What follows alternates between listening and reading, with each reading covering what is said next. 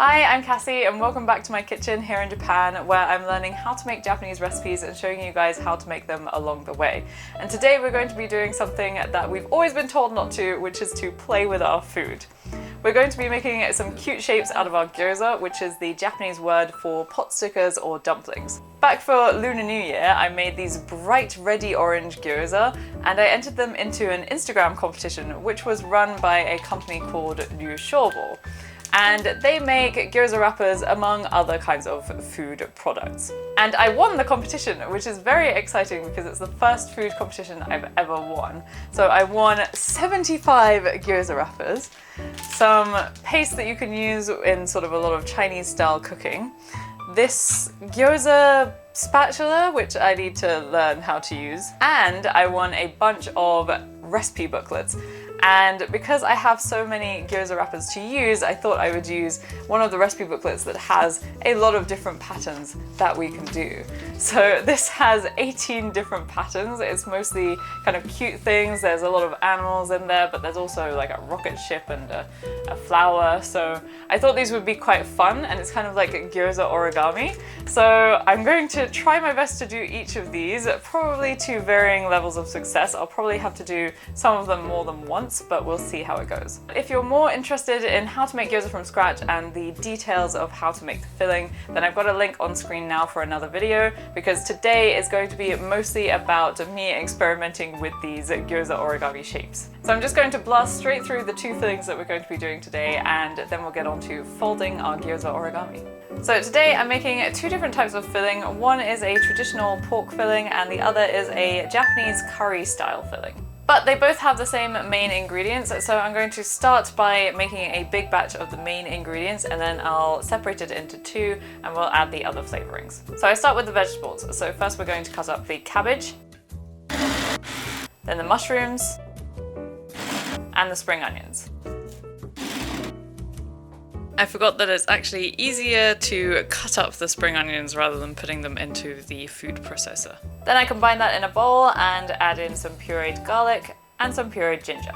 Then I just add in my pork mince. For the best flavor, you obviously want to get one with more fatty meat, but today I'm using about 85% lean meat. Then I just use my hands to mix this up until it's combined, but you can use a rubber spatula or gloves if you want.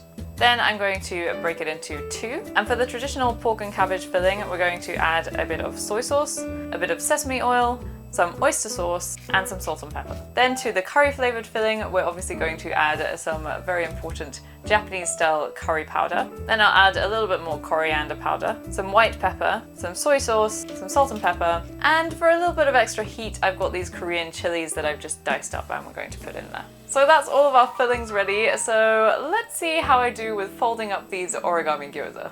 So I found out that if you have these kind of refrigerated gyoza wrappers like me, then it's best to bring them to room temperature first, because then they're a lot more malleable. And I also found out what this is for. You use this part to spoon it out, and then apparently this is like the exact right amount for a gyoza. So I've got some water here, which is just to seal the gyoza. So I guess I'll tell you what the Japanese is as well as I go along. So this first one is a kitsune, which is a fox. Okay, so it's basically just like a normal gyoza, and then instead of pleating it, you just fold it upwards and make it into ears. Okay, let's use this thing. Turn around the edges. Okay, so with it facing this way, bring it up. Oh no, it's not gonna be as nice and pointy as they made it. What? Oh my god.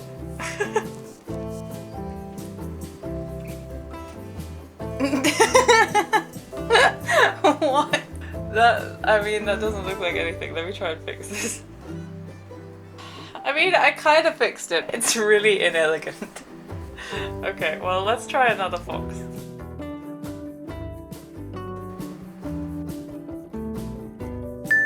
That's better. I'm gonna end up with like a Noah's Ark of all of these gyoza, because I'm just gonna have to do two of each. Okay, next one is the zo, which is an elephant. So it's kind of similar, you've got to do that pointy thing. hold it down to make his flappy ears. Oh, okay, that one was actually easier than that one. Number 2, the elephant. I guess I'll just do another elephant.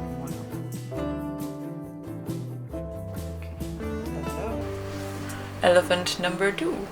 Okay, next up is the lion, which is lion. Sometimes Japanese uses these sort of loan words instead of their own word. Okay, so I have to use 2 gyoza wrappers for the lion.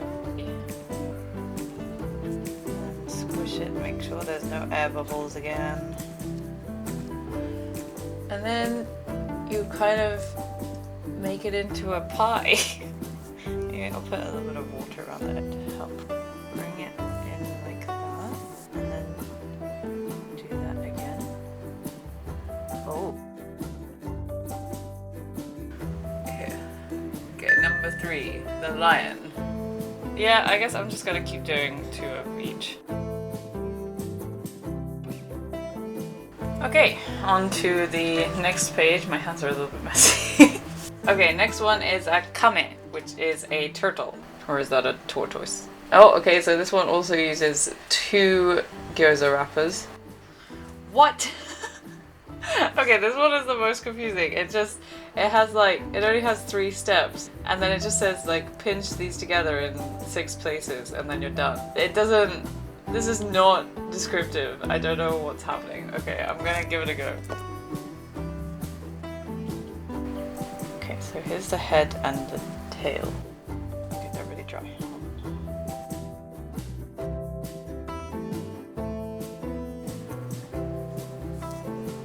Okay. Oh, okay. Except, I mean, they made his head really different. They did his head in more of like an origami way. So instead mine just looks like a hexagon. It's number 4. Turtle. Or tortoise. I'll give that one another go. See if I can do like a fancy origami head. I don't know. No, that also is not working. Okay, the turtle was not super successful. It kind of just looks like a hexagon, but okay, on to the next one. Next one is kaeru, which is a frog. So frog, oh god. What, how is that a frog? Oh, it's like the frog's face? Oh, okay. Okay. Number 5, frog. I guess if I put some eyes on it, it'll look more like a frog. Okay, and then we move on from animals for a second to make the sun.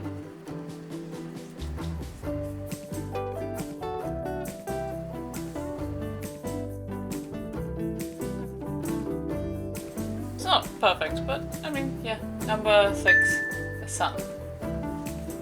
I don't feel like I need to make 2 suns. I mean, we only live on a planet that has 1, so I'm going to move on to the next one. So the next one is an octopus, which is tako in Japanese. Oh, it looks kind of difficult. So I think you just do this. That's like that, and then no. What? This is difficult. What have I done? What is this? This is not an octopus. It's a jellyfish. It's a big old jellyfish. Well, a very small jellyfish, actually. Okay, number 7. An octopus? Jellyfish blob? I don't... What is it? Okay, right, next one. The next one is A, which is a stingray. This one looks cute. This one looks a little bit more doable. Let's see. Okay, I said it looked more doable. I was wrong. Why did I say that? This first. This in. You just kind of go like this and it's like pinch it. Oh, okay. Number 8, Ray. Okay, next up is a fish. Okay, so I kind of make it into a little burrito first.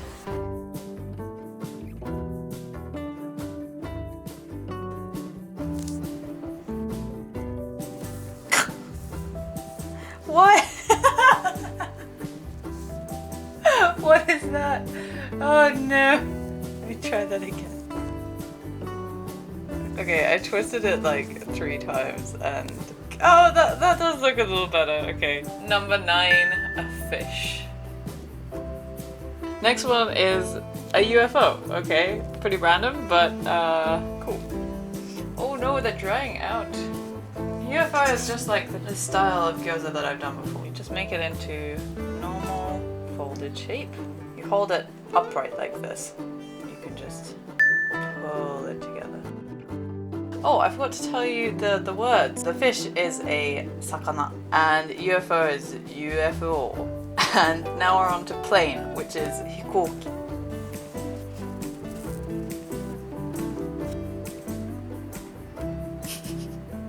So I was not supposed to put any water on it yet. What?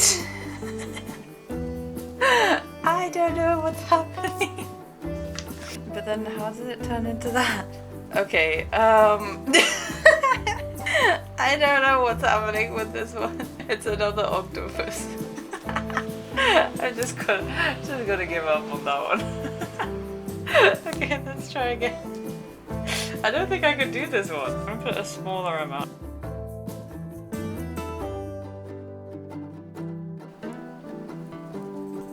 Oh, and then you kind of... Oh ho ho. Okay, I think I did what I was supposed to do. Number 11, sort of plain. Okay, now the next one is a rocket ship. This also looks kind of difficult.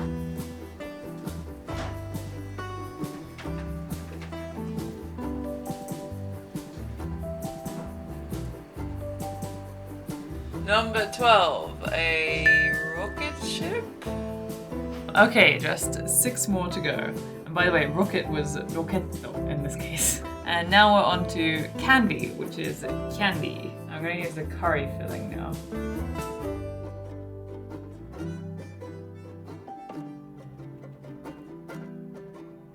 Number 13, candy.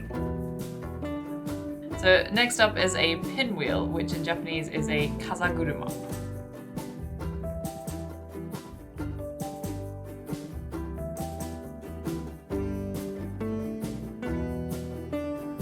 Number 13, pinwheel. Okay, the next one is a flower, which is ohana. I've got to say, this one kind of, I mean, it looks a bit like the turtle on its underside. You just kind of pinch it together, kind of like with the sun.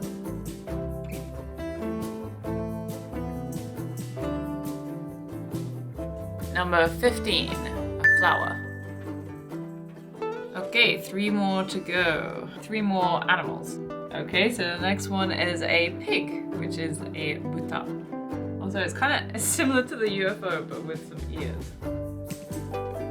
So you fold it in half first. You take the 2 ends here and bring them together.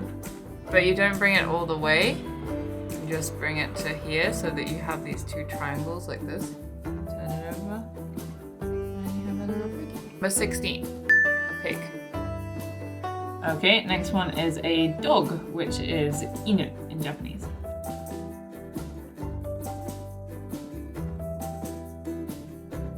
Number 17, a dog. And the last one is a cow, which is an ushi in Japanese. Yeah, this is just a fox. Maybe I should make the ears a bit lower down so they don't look exactly like the fox. Number 18, a cow. Okay, so before I cook them, I've just got to make a couple of eyes and mouths with my nori here.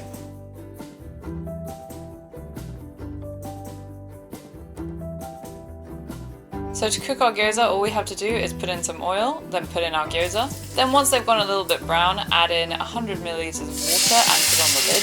Then cook them for about 3 minutes. Then take off the lid and cook them again with a little bit more sesame oil until they go nice and brown. And they're done.